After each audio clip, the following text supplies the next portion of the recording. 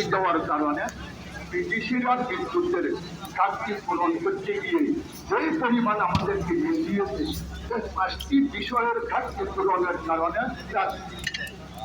ব্যয় সংশোধন করার কারণে 40,000 কোটি টাকা ছাত্র হয়েছে, সেটা দিয়ে বিদ্যুতের সমস্ত কাজকে পূরণ করা হবে।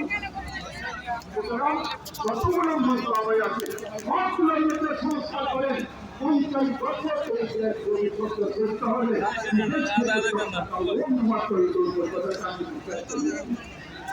দ্বিতীয়, আমি আর উদাহরণ চেষ্টা করে আজকে বললাম, দ্বিতীয় আইনের সংস্কার করেন।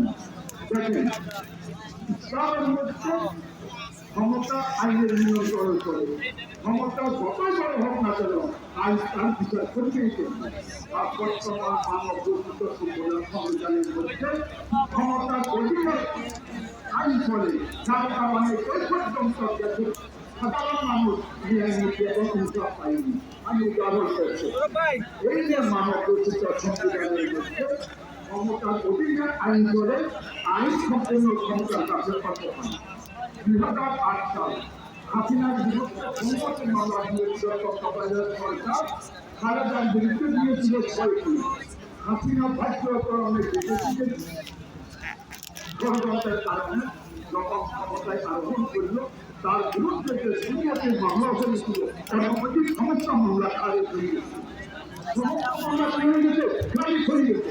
আমি যে বলেছি ক্ষমতার অধীনে আইন চলে, বর্তমান মানবের সুবিধা। আর প্রাইম মিনিস্টার হতে পারেনি, তার বিরুদ্ধে মামলা কিন্তু এখনো রেখেছে।